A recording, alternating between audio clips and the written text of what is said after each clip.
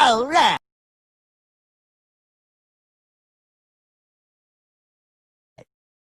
No, not all right. Rather get some neck. I said I'd rather get some neck. I said I'd rather get some neck. I said I'd rather get some neck. I said I'd rather get some neck. I said I'd rather get some neck. I said I'd rather get some neck. I said I'd rather get some neck. So, we have ourselves a big bombshell announcement to discuss. The big news that came out the other day about Bubba Wallace's future in NASCAR. As that we have a new team coming in. So it was announced that the 13 charter from the 13 car for Germain Racing, who will be shutting operations down at the end of the season, their charter was sold to Michael Jordan. And Michael Jordan will be starting a team with Denny Hamlin as a co-owner. This team will also be a Toyota manufactured team. And the driver will be Bubba Wallace for 2021.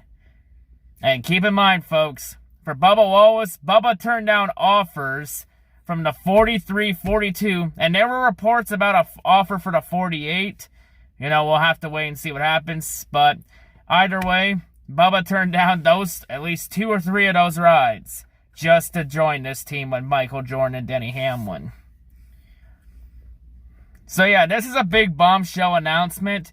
You know, biggest bombshell announcement NASCAR's had since Danica Patrick announced back in the late 2000s. Like around 2009 when Danica announced that she was going to be leaving IndyCar to run full-time in NASCAR. And you know, NASCAR needed an announcement like this. This is a good announcement for the sport. You know, we have sports athletes from other sports trying to become owners in NASCAR, trying their hand at this. How long until LeBron James tries this too? Since LeBron's got to do everything that Michael Jordan does.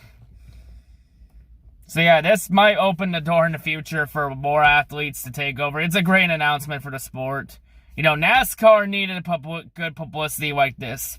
Like, NASCAR needed to be in the headlines for the right reasons for once.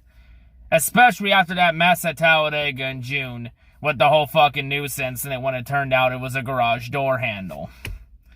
Thank God that wasn't a legit hate crime. But anyway, you know, I have really no high expectations for this team. And from a lot of reports, it's sounding like that this team is mainly going to sandbag in 2021 and they're more focused on the Gen 7 car coming in 2022.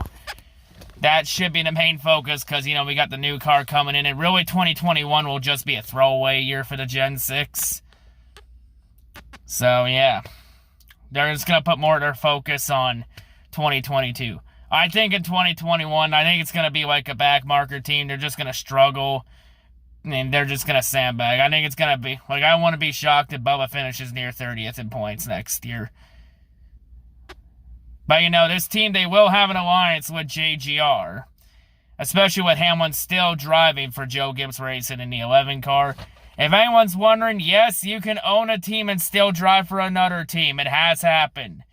Because keep in mind, when Dale Sr. owned DEI, that was when Dale Sr. was still driving for RCR in the 3 car. So yeah, you can own a team and still drive for a different team. So effectively, this is going to be a 5th Joe Gibbs car. So yeah, So really for this, I'm not going to set the expectations too high. Who knows? This team could be bad. This team could be good in the future. Who knows? Maybe Michael Jordan is better at running a NASCAR team than he is at running a fucking basketball team. Since he's fucking trashing as an executive with the fucking Hornets. Who knows? We'll have to wait and see what happens. But yeah, this is a great announcement. And from what I've been hearing, the rumored car number is supposed to be 23. Which was Michael Jordan's number with the Bulls. Of course, we all know about Michael Jordan. Of course, you know, the GOAT. You know, winning 6 championships, had the dynasty with the Chicago Bulls for much of the 90s. One of the greatest players in NBA history. All that stuff. You know, one of the most iconic sports figures in the world.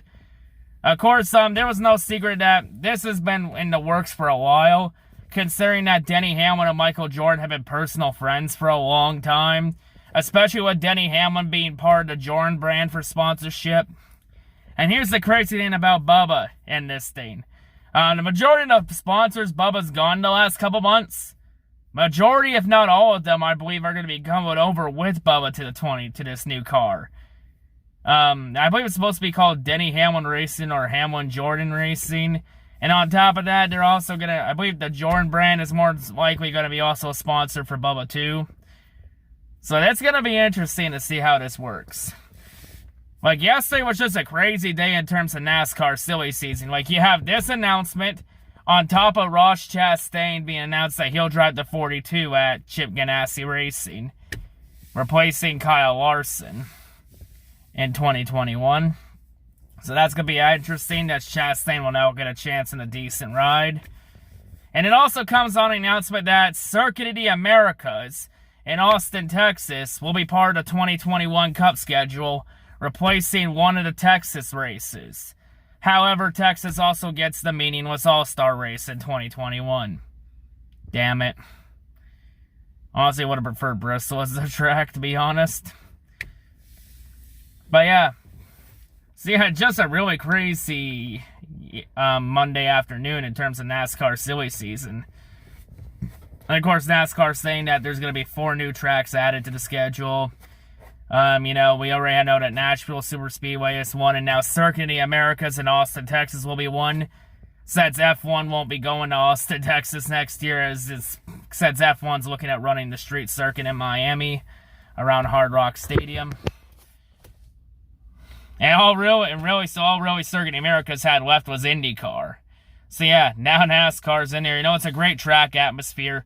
Going to be an interesting road course race. We get another road course date added to the schedule. And there's also been rumors about Road America joining the schedule and one more track. I believe the 4th track is either supposed to be Iowa or Gateway. We'll have to wait and see what else NASCAR announced to this silly season. So really now for silly season, there's now one domino left. Kyle Larson. Now what happens with Larson? Will Larson go to the 48 car at Hendrick Motorsports? Or does he go to the 14 at Stewart-Haas Racing? As it seems like those 2 teams are the only teams left in the bidding war for Larson. If and when Larson gets reinstated. Like, he's going to be reinstated.